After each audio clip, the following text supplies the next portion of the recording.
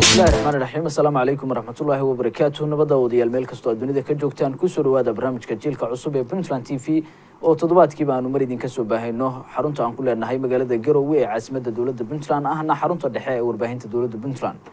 daawadayaal toddobaadkan barnaamijka waxaan uga hadli doonaa olole ballaaran oo markaasi dhalinyarada lagu wacyigelinayo oo loogu magac daray u heeli halyeyga kaasi oo ka bilaawday dalka Soomaaliya ay hormuud yihiin dad dhalinyaro ah oo iskaashaday oo hormuud u yahay Cabdiraxmaan Geestir oo maano ku magac dheer oo barnaamijka noogu marti ah. waxaanu falanqeyn doonaa inta barnaamijka ku guda jiro ololahaasi halka uu ka soo bilowday ilaa hadda deegaanada uu ku baahay dhalinyarada ka qayb gashay ee fikradda ah in horumarka dhalinyarada laga shaqeeyo iyo in markaasi loogu qareemo sidii uga gudbi lahaayeen caqabadaha hortaagan iyo sidii loogu dhiirigelin lahaa dabcan horumarada ay sameeyeen. ayaanu barnaamijka ku falanqeyn doonaa ama aanu uga faalloon doonaa muddada uu socdo waxaana markaasi nagala qayb qaadan doona oo nooga warrami doona ololuhu ku soo bilowday iyo markaasi ilaa hadda deegaanada uu ku baahay sida bulshada Soomaaliyeed ama gaar ahaan dhalinyarada uu u saameeyay ugana ay qayb galeen. maano soo dhawow barnaamijka jiilka cusub ee Puntland TV waan ku soo dhaweynaynaa.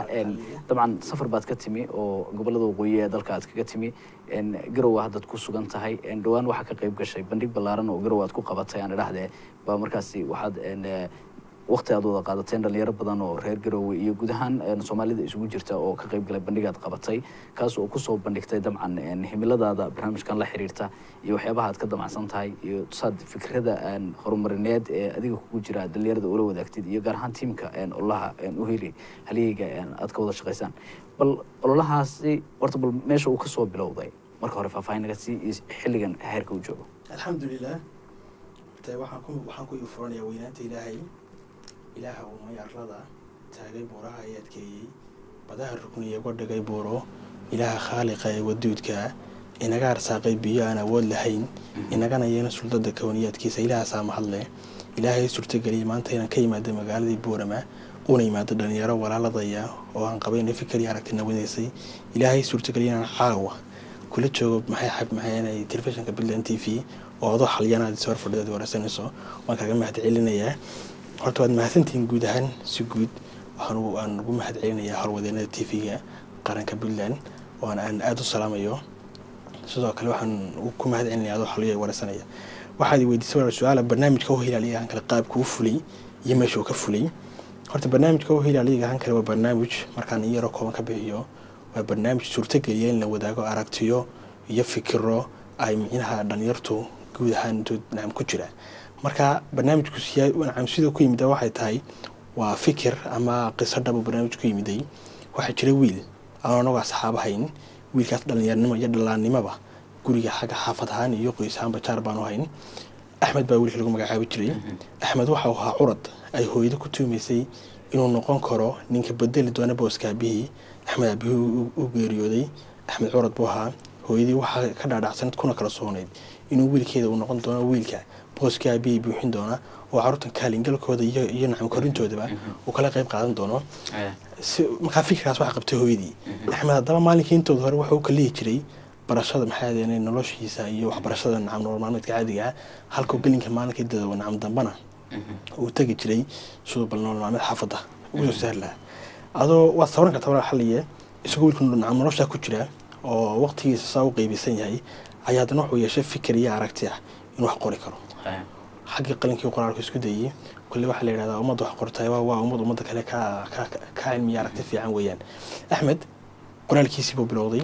waad garan kartaa Soomaaliya waxa tiraa waxaanad gacantaada ku haysan kuma hagar bixi kartid. waxa waqti ku qaadatay maadaama wiilku yahay wiil dan yara wiil ay xaafadooda noloshooda iska liidato waxa uu suurtagali weeday inuu Axmed isu waafajiyo hab qoraalkii uu wax qorayay iyo nacam xayaan technical ahaan nacam wax ku qorayuu haysan. waxa uu bariyo iyo kolba asxaab uu la wareegay qaabkii loo qori lahaa boog isagoo doonayay inuu bulshada iyo nacam dhalintaba uu la wadaago. boogii baa u suurtagalay xasuudana ugu suurtagal waqti fara badan ku qaatay boogii baa suurtagalay inuu hab qoraalkiisii u dhameeyo. haddaba waxa uu jabka taagan yahay boogan hirgelintiisii bandhigiisii iyo shaacintiisii qaabkii uu suurtagali lahaa waxa ila hogaaga saray oo kula bariya tagaa Soomaaliduna waxay ninka wax haysta wax ugu dartaa iminka laakiin haddii qof dayacan arkaan waxay micnaa waska takoona waska fogeynaa. Axmed waxa uu isku dayay haddaba mid baa jirta carqalada axmed qabsate waxay noqotay madbacadii markay ku yidhahdaan waxaan daabacaynaa 100 buug ka yar anagu daabici mayno oo 99 buug hadday yihiin ma daabici karno calaa buug waxaan ku daabacaynaa $4 waad qiyaas kartaa waa $400 ku dhafaa $100 waa $400 weeyaan hoteelka markuu yidhaha hoolka waxaan kaa kiranaya $200 waxaa intaa ku dheer calaa qof baan madaxiisa tirsanaya inta qof meesha fadhida 1.2 kugu dhufanaya inoo lacag intaa leeg weeyaan wax kula geystaa maxay banalkii ama boardkii saxaafadii aduu hawshii wiilkii axmed iyo wax isla gaarsa lacag $600 gaarsaa iyo noloshii axmed markaan isbarbar dhigno mid isqabanaysa maaha marka waxa uu axmed ku soo dhacay haddana inuu bal maxay ahaydeen contribution iyo caawimo uu weydiisto qolyaha maxay ahaydeen shirkadaha ama organisationada ka jira magaalada Boorama isagoo taas ku dayay ayay axmed mar alla markuu galay alwarkii inuu yahay miskiin iska yar dayacan oo hadee maxayna waqtiga hayo ayuu nin walba wuxuu ku marmarsiyooday adeer haddaad saacad ku horiiman lahayd intaasaan ku silaayay markay arday qofkaa soo horreeyey inaan hayntii dhambisiiyey micnaha marmarsiiyo awooddiisa isagoo maxaa adeegsan karaa isagoo haddii wax kale uu tiri kari waayo miishaarkiisa $100 ama $50 wax ka goyn kara ayuu micnaha fikirka noocaasi ama qadiyadda ah in qofkaan waxba haysan aan la caawin iyo qofka fikir kale inaan la caawin oo ay ku dhaqaaqeen axmed isagoo waad garan kartaa walaal xalliya marka aad hawl si u doonayso isku horta inagu isma maamulno samada la inaga maamulaa laakiin marka aynu hawl iyo fikir doonayso inuu dhaco inuu suurtagal weedo fikirka shaydaan la qaata oo mar walba inuu ka fikirana shaydaan bay nagu dhiiri galiyeen waxa sameeyno ama waxayna jirin inuu ku soo dhaca waraxayna waxa sameey axmed waxa soo gacan gashay lacag gaar $200 shaydaanku wuxuu kula taliyay ama taladii markuu axmed qaadanayay waxa suurta gashay ama uu fikirkii ugu soo baxay wuxuu noqday risaltigiisii inuu axmed taariibo isagoo axmed isku qancinaya maadaama naftiisa uu isagoo isla hadlayo isagii isa sabayo axmed qancinaya wuxuu isku qanciyay haddii aad taariibtan iyo nolosha qoyskiina adaa wax ka soo bedeli kara adaa fikirkaaga dhaqaajin karo micnaha buugaaga iyo ka badan daabici kara hawshaadana adaa dhamaysan kara axmed waxa uu suurta gashay markaa inuu tahriibo qolyahan maxay makafayaasha la yiraahdo Ethiopia iyo meelaha fadhiya dhalinyaradiisa in xamsi tahriibiyayna waxay suurta geliyaan ama ay fududayaan in ay qofka ay ilaa inta liibi gaadhay ay dabaraan oo micnaha waa lugoyn kara waa qofka la sii lugoynayo maadaama qofka haddii marka lagu yiraahdo Ethiopia nololkiisa sameeyay dib waska joogaysaa laakiin waa lagu sii lugoynaya adoo axmed wuxuu ka soo hadlay Liibiya qoyskii hooyadii soo hadlay waxaana dad axmed uu walaalku weydiinaya xaliyo ma kula tahay horta hooyada wiilkeeda cidna kama jecel farxadiisa qof walba hooyadii waxay jeceshahay in wiilkeedu farxo waxay jeceshahay in wiilkeedu noqdo wiilka ugu sarreeya uguna sanka dheer leh micnaha maxaa ku neefra adduun ku nool axmed waxa la weydiistay $10 ma kula tahay xaliyo ilaahay baan ku dhaarshay hooyada awoodi wada $400 hadii wiilkeeda ku darto inuu fikirkeedu fulayo in $10 awoodi karto waxa suurta galin way marxalad ku suurta gashay hadana hooyadiiba wax lagu qanciyay guriga ku jirto iibso iyada iyo carruurtaba ay dibadda noqdaan guriga ku jirta iibso iyadoo hooyadii lagu qancinayo inuu soo guri soo dhisi doono inuu soo barwaaqo iyo nolol basbasho soo gelin doono ayaha waa hami laakiin lama hubo inuu wiilkaas badda dhaafi karo iyo inuu magafaadka badbaadiyo adoo waxa suurta gashay in guri la iibiyo lacagtii ka soo baxday axmed lagu dabaray meeshiisii axmed ilaahay ha u naxariisto wuxuu noqday shakhsiyaadkii ku nasiibka darnaaday maxay haydeenayeen safarka dheer oo galay ha loo naxariisto badweynta ku dhintay maanta qoyskii isku duubnidii kala gacelkii hooyanimo walaalnimadii ciyaalkii ah meeshuu ka baxay qaar abjeelood baa haysta qaar adeerood baa haysta qaar maxay hooyadii waxay gashay walaashii bila gashaa inaha unitiga xaafadda qoyskii meeshuu ka baxay waxa walaalnimadii marka maalinkaas waxaan isweydiiyey sababta wax axmed ku kaliftay inuu taariibo ayaa waxaa tilmaamay fikirkii watay oo soo tagali waayay waa dareemi kartaa walaal xaliyow maanta aan Cabdiraxmaan Geestin marka barnaamij la qabanayo time kan madashu kulay waa time cayiman way wala 10 daqiiqo 15 daqiiqo 30 daqiiqo inta kale siyaasi dantiisa sheeganaya ama halabuur suugaan soo bandhigaya ama qof kale afkaar iyo hadaf gaar la iyo soo dantiisa ka hadlaya waxa ma xaniyo hadii kulli hadii qof walba uu la tagada qol lacag inta lagu weydiinayo hadii malaad furtan madal aan in lacag ku weydiinin qarashna ka qaadin qof walba aragtay iyo fikirro in amriyad isku weydaarsato malaastan wala laga doonaan lahaa سندن توي دامي لهيد marka maalinkaas fikirka barnaamijka u heelaliga han kale inaan abuuro oo fikirkiisu igu soo dhashay ama barnaamij ama madal ay isku weydaarsato iyo marin ay fikrada iyo afkaaraas ku waayaan igu soo dhalatay watay marka maano halkaas wuxuu ahaa qisadii dabcan sheekadan ku riixday inaad bilowdo see marka sheekadii aad ku bilowday dabcan hadda hindisi halka ka heshay sidee ku dhaqaajisay waxaan ku dhaqaajiyay fikirkaygii mar haddii aan helay pointigan ka dhaqaaqay barabaartaas waxaan ka dhaqaaqay magaca barnaamijkan ka dhaqaaqay inaan hayna horta waxaan suurta geliyay inaan heli karo dhalinyaro igu dhiirigelin karta fikirka anigu aan wato ilaahay ha ka abaalmariyo 5 shakhsi baan oo abaalaya oo weliba wanaag walaalnimo haya oo maanta aaminsanahay barnaamijkeena oo la'aantu halka soo gaadhay waxaan u mahadcelinayaa walaashay Xaawaciye Guuleed oo ku nool dalka dibadiisa gaar ahaan Ingiriiska ku nool waxaan u mahadcelinayaa walaashay Hodan Maxamed Nuur Faahiye oo ina ku nool dalka dibadiisa sidoo kale waxaan u mahadnaqayaa walaashay Cibaado Maxamed Daahir oo dalka dibadda ku nool waxaan u mahadnaqayaa wiil saaxiibanahay oo magaca barnaamijka u hiilaliya han kale xuquuqdiisa kale ma nacam senteniska u hiilaliya han kale soo bixiyaha walaal Sharmaake Maxamed Geelle oo yaqaan Sharmaake Geelle waxaan u mahadnaqayaa wiilan walaalnahay asxaabnahay oo abwaana Abaan Maxamed Saalax Maarre iyo editorkii iyo maxay ahaydeen kamarmaankii barnaamijka oo iyagu markaas si tacaawun maxay walaalnimo leh ila gacan qabtay injineer Ridwaan Xigaarayaale oo ahaa habeeyaha barnaamijka iyo injineer Mawlid Xanad oo isaguna ahaa maxay shakhsiga barnaamijka duubay markaan isku helay galab intaas oo garab oo barnaamijkayga saaciidaya dhalinyarada nagu dhaqaajinay inaan fikirkayga fuliyo iyo suurta geliyeen inaan heli karo dhalinyaro kala duwan oo kala fikir duwan barnaamijkay suurta gelin kara inaan dhalinyaro bulshada la wadaago sidoo kale markaan isku helay kamarmaankii iyo editorkii oo iyaguna si walaalnimo leh iyo micnaha ololaha qaybtooda ka qaatay qof walba barnaamijku helayay ku dhisa loo heeliyay qof walba wuxuu ugu hiiliyay boosku taagnaa maanta waxa la barnaamijka loo hiilis waxa ugu hiilisay waxa wareysatay oo ma meel gaarsiinaysa barnaamijkii fikirkiisa marka inkastoo qisadiisa aad ku sheegtay inay tahriib ka soo bilaabatay arrin tahriib la xiriirtay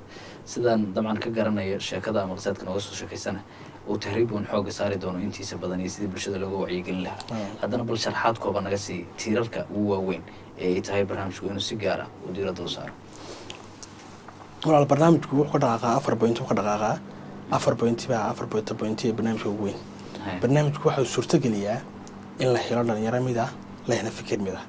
waxa uu suurta geliyaa isdhexgalka dhalinyarada Soomaaliyeed oo maanta barnaamijku waxa ka qayb qaatay 5 qaybtiisa hore waxa ka qayb qaatay 25 xubnood sanadka xubnood waxay ku kala noolaayeen Boorama ilaa Xirigaabo waa dareemi kartaa dhalinyarada inta isku maxay masaafo inta u dhaxeeyay ee fikradu mideeyeen sidoo kale waxa uu suurta geliyay suulinta hagaardaama nololeed iyo dhisida mustaqbal iftiin meelaha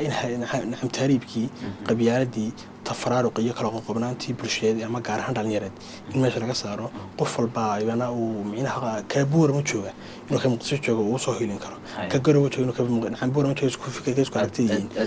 isbarbartay karo marka micnaha tirada barnaamijku weyn waa isdiiligelinta iyo dhabar taabashaha abuurka iyo hal abuurka micnaha qof kasto han iyo himilada nolosha kale in lagu dhiirigeliyo geesi baa tahay wada kartideedii iyo ragnimadii waa leedahay in la yiraahdo inta barnaamijku marka daaray marka nacam si loo yaray taariikho wada geesigeena inagu aynu gumeynaa oo waxaynu badanaa waxa la sheegay inuu ka dhalanay waxaan ku dhalanay dayix soo baxay daamur la dabacaray dayix soo baxay markaynu madooynago niga nacam geesiga naga dhashanayna waa nigaas uu waalan ku tilmaanaa waxaan ku tilmaanaa shakhsiyaad kala duwan marka nacam keena geesiga hayna inuu gees ka dhigi karno keena geesiga inuu si dhaqaajin karno gacan qabatay markii laga yimaado oo dabcan 5 qof aad xustay magacyadooda iyo dhowr iyo 20 kale oo sheegtay inay bilowgii barnaamijka ay qayb ku yeesheen oo door ka qaateen in si guud bulshada fikirkeeda si ku arkeen dadku marka barnaamijka bilaa wara xaliyo asxaab rabaan waxa uu tamantani waqal laakiin markii uu rasi barnaamijka shaacintiisa maxay Facebook laga aray hada wana ninkii geestirday maalmaha soo wataayo liiska dadka waa la soo biiraya waxaan walaal xaliyo wallahi ku aan u sataagnaa wiinaan noo galmaadeerna maxay bay gadhow waan arka rumoyi ayaa wuxuu yiri cadaan dadka niyo dadka waa la ku biirini yaa iska caga dhigo ninka waa shadadkiisa fuyooy niyo hana ceebeen iska fariiso maalin ka barnaamijku dhaqaaqay oo bulsho kala duwan iyo dhalinyaro kala duwan oo kala gobol duwan ka qayb qaateen soo garaacnaa niyo ana arka dadka kugu dhawaayay barnaamijkan doonaya inaad ka qayb geliso marka waxaan kala kulmay caqabada ah in aniga nacam leeynii tabiyo fikirka iyo aragtaan watan nacam laga joojiyo waxaan ku soqonaa tusaale odayba wuxuu leeyahay daanimay wiilkiisa markaas ku aaba ku xidhin noloshu waa wada dhagaxaan waxa suurta gal ka dhagaxaanta maalin kamid ah inaad ku turanturoto aaba wiilka hadii nacam dhacdo ay ma suurto inaad dhagaxaanta ku turanturoto ha ka joogsan mid ku soco wuli oo dhagaxaanta ururi oo ka sameeyay laan aad ku gaadho guushaada si aad u hana tahimada naftaada mina odagu wuxuu ka jeedna caab noloshu way dhibaato badan tahay dhibaato nolosha iyo carqalada fara badan ma nacam dabaradeegeedii yeelo si aragtiya dadku dadku hadii imika adoo kale xaliya waxaad ku soo dari kartaa anu tala diidmi waana diidmi laakiin waxaan diidanahay niyadjabka qof fikir watay niyadjabka iyo wax shaqo kala duwan fikirkiisa ka leexinaya ama dariiqo wata عبد الرحمن انت وضع هذا برنامج انت طبعا دورهم ku guda jirta ololaha waxaan ku guda jiraa ololuhu barnaamijku wuxuu bilowday 2015 bishii 7 buu horta fikirka barnaamijka kusoo dhaxay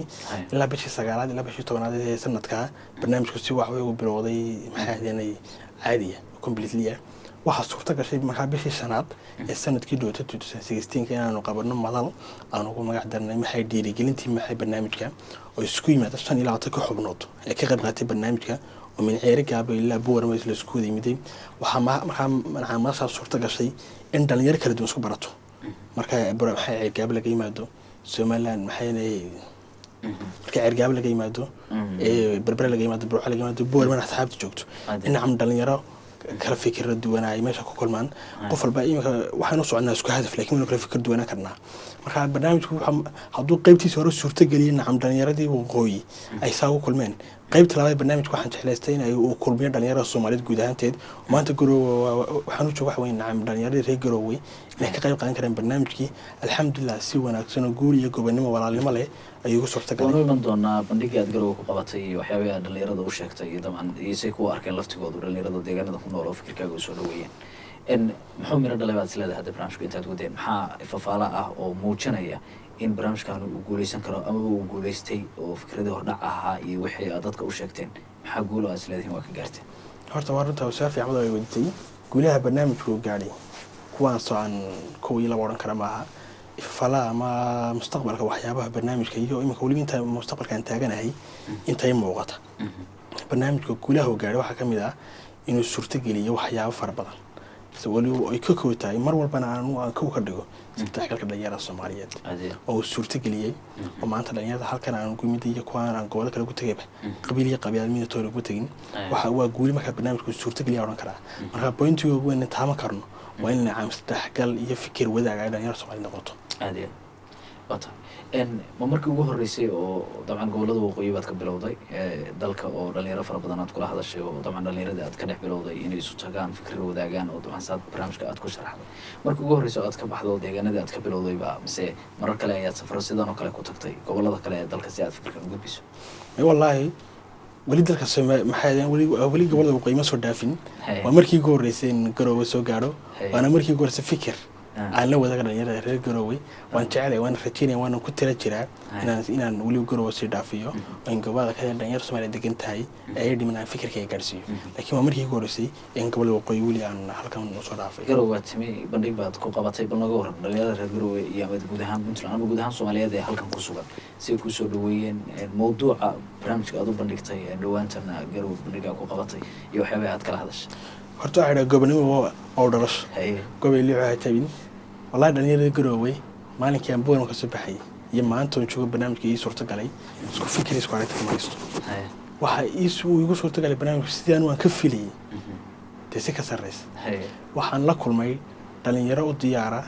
إن عرقتي يفكر لو ذاكو دنيا رو الديارة ميدان تهي عرقتي هي أفكارها دنيا رو الصوماليات دنيا رو الديارة إني يقول حركة بدان وحركة قاتل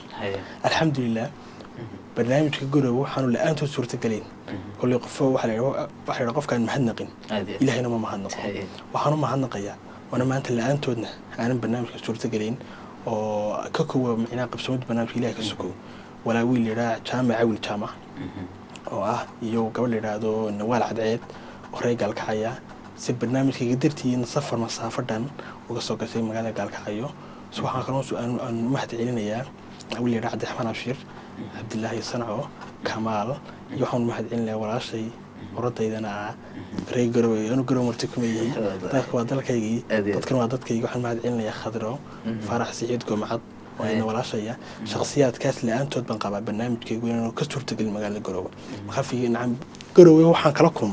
سور دوين كالجا على ولا الليمو اسكم حياة يعني نعم وأنا قليل مشياني وحنا كوكر صونا هذي on ku waliba maanta kalsooniyaan ku qabay ka badan ku si qabaa inaan garoomaanto wax alla waxaan doono ka qabsan karo inay joogaan walaal iyo wehel aan wax walba ku aamin karo shakhsiyadeena wax ka bedeli kara waatahay in Cabdiraxmaan barnaamijku uu ballaaran yahay sida hadda muuqato already goboladii oo dhan ama guud ahaan goboladii dhan buu goor horeba ku faafay wayna adag tahay qof dhalinyaro ah ama group ama dad dhalinyaro ah koox dhalinyaro inay barnaamij noocaas ay wadaan ayagoo aan taageero helayn oo cid aysan gacan qabanayn yaa taageero barnaamijkan oo idinka garabsiinaya inaad safar u baxdaan inaad gobollo kala duwan tagtaan inaad dhalinyaro fara badan la kulantaan dabcan dhaqaale ahaan iyo marxalado kale oo waddanka ka jira way adag tahay marka yaa idin taageera waa su-aal fiican weeye walaalo xaliyo haddaan ku yidhahdo barnaamijkayga $1 baa u yara wey waxaa soo gelisay dowladii ahayd been baan ku sheegay barnaamijkan wax u qabaton dhalinyarada iyagu maxay uu ka baxo barnaamijka qaybtiisa hore waxa iga saaciiday 3 gabdhood ee ku sheegay 5 xubnood oo ku sheegay yaa qaybtiisa hore inay iga saaciideen magaalada Boorama ku qabto dhalinyaro noocaasna ka soo duuba sayma safaraadkan dambe ee magaalooyinka aan ku geynayo oo meelo shakhsiyadeed aan qabo weeyii maadaama doonay fikirkayga aan dhalinyaro fara badan la wadaago inaan inigu taageerta iyo in ka taamil qaataba ay soo baxan doonayo safraan dambe burco iyo ku yimid iyo wali garoon kula joogo iyo waa safraan oo aan jeebkayga aan ka dabareeyay marka barnaamij ma hay'ad wax ka suga ku dul wax ka suga maaha sabab ku nacam maxay dhalinyarada maxay hadba qaabka iyagu ay isku dhiirigelin karaan oo wax ka suga way wato caqabado siyaasadeed iyo marxalado kale oo danaga kala duwan ba dalka Soomaaliya ka jira oo wadanku dabcan isuma furna siyaabaha marka la eego siyaasadaha ka jira iyo marxaladaha wadanka taagan marka ma see kuugu fududahay inaad gobollo kala ma jiraan caqabado ka soo wajahay socodka wadanka dhalinyarada kala duwan aad la kulmayso iyo arrimaha la xiriir markaan xagaa joogay fikirkaaga ku dhaxsanaa si garowaani midoo kuma tahay والله عيدي مودين حكاية كتبدين اللي مودين وأتنكف عن كروين ما أنتم معايمينها ولي وين أجلس سومالي اللي مسيجرو الحمد لله ولي عقبات السياسية اللي ممكن نعمل لكم من برنامج كان وطعم أورهنا وضعينا ومتك مدح بنا سياسة ضيق قبيال ضيق وحكسته ومعينها محين عم دبو كان كرنا عويها قدام وكان كرنا دنيا الصومالية ولي اللي ممكن من برنامج كان عيد سياسة يسي سواء قبائلنا دنيا رضو ميركز تيجوجان أنا waxaan qabaa walaalkayga ila dhashay waxa iga dhow kaan isku fikirkiisa iyo isku aragteenin shaqano kaan isku fikirkana ay qardho ama nacam garow ku nool inuu iga dhow yahay marka waxaan qabaa dhalinyaradu inay igu mid yihiin laakiin nacam danta siyaasaddu ay kala kaxaysa taasina ay ku kooban tahay ashqaasta iyo waxyaalka haysta isku dilay kuraasada laakiin inta nacam dhalinyarada iyo bulshada qaybadeeda kala duwan waxaan qabaa inay mid yihiin fikir iyo aragti iyo waliba nacam nolol wadaagna la noqon karo واسيب مركب برنامجكان رجيديسو maxaa rajeynaysaa sanadaha soo socda dabcan inuu miraha noocay inuu dhalaad rajeynaysaa see rajeynaysaa inuu dhalinyarada fikirkooda wax uga bedelo wallahi waa horta rajada barnaamijkan mid aan gacanta ku hayo maaha waa mid ku suntanaan doonta markasta kuna xadhanaan doonta nacam siduu dabal lahaa baahida iyo hab socodka dhalinyarada mid anigu aan maamuli kara maaha oo haddeen ku yidhahdo maanta markaan barnaamijka meel heblaay gaarsiiyaan ka hadhaya waa been baan ku sheegay ilaa inta uu jiro haliyay hal leh oo hiiro baahan oo ku nool nacam geeyiga Soomaaliyeed meel aanan gaari karin Allah ka dhigo waa mid aan anigu macnaa aan u taaganahay nacam layguna taageero dhalinyar kala duwan aan doonay inaan helno wayaan marka barnaamijka oo hilaliga han kale ama oolahan imika waliba kelmadaadan ka qoraya oolaha oo hilaliga han kale oolaha oo hilaliga han kale ma aha mid joogsanaya ilaa inta ay muuqato baylaha dhalinyarada Soomaaliyeed wata xagee xigta garow oo bandhig xiga aad ku qaban doonto wallahi waxa noo qorshe wali in ka soo ajandihiisa dhigin laakiin qorshaha imika aan sidii ugu weyn caasimada dalkan doonayna ku qabto Muqdisho in see dhalinyaradu dabcan dhalinyaro fara badan baa wadanka ku nool oo jecel inay arkaan dhalinyaro Soomaaliyeed oo midaysan oo fikir ka midaysan oo doonaya wadankooda inay horumariyaan waxyaabaha dabcan dhibaatada ku aan ay dhinac uga soo wada jinsadaan marka dhalinyarada marka laga hadlayo gobolada kala duwan see barnaamijku soo dhaweeyay soo arkaan ma jiraan dalabyo ku imanaya oo dhalinyaradu ay ku doonayaan inay barnaamijka ama xubna kaga noqdaan ama ay ku horumariyaan ama fikirka laftigiisa ay sii baahiyaan inta boqoyla joogto inta kala iyo maxay koonfurta iyo inta bariga joogta ayaaba barnaamijka igu soo dhiirigelin badan waa ashqaasta igu dhiirigelisay in barnaamijka wadi karo in barnaamijka fidin karo gobol kasta iyo meel kasta Soomaaliyeed geeyin karo oo dhalinyaro ku kala way Muqdisho Garowe Boosaaso iyo Gaalkacyo way inteeda u badan waana ashqaasta aan doonayo ama waa safiir aan qabo inay yihiin safiir ay jooga magaalooyinka haddii Ilaahay suurtageliyo waxaan maanta aan halkan kulliyada aan fursadan TV ka faa'iideysanayaa in haddii Ilaahay suurtageliyo kulliyada isma maamulno ismada inaga maamulaa haddii Ilaahay suurtageliyo inaan iyo qorsheysan tahay inaan gobolada iyo magaalooyinka iyo caasimaddeena dalka baan gaaro barnaamijkan aan gaarsiiyo meel kasta oo dhalinyaro Soomaaliyeed ay joogto wata Cabdiraxmaan habdhismeed ma jira oo leeyahay ololo oo dabcan oo xubna ah oo dabcan kala sareeyo oo jaranjara amase waa olole guud ahaan dadku ay ka wada qayb galayaan adiguna aad hormud u tahay may haddii aan sameeyo olole maxay ahaydeen habdhismeed waxaan qabaa inaan weli aan kala qoqobnaanta ku sii jiro oo marka imika kulli inta ii dhow ma ka dhiganaya haddii aan wax isla sameeyaa caqabada imana soo dhalinyartii barnaamijkii uu noqonayaa muraayad marka dha gudoomiye waa hebel gudoomiye kan waa hebel waxaan noqonayaa muraayad uu noqonayaa nacam laga dhaxtaado qabiil kaliya ama maxay ahaydeen ay dhalinyaro waqooyi oo kaliya marka taan diidana waxay tahay kala qoqobnaanta markii orday waxaan nacam u ordayaa in nacam helo nacam dhalinyaro mid ah qof kasto waqooyi oo gudoomiye ku xigmana noqdo taas waa ku mutay taadi barayna qareera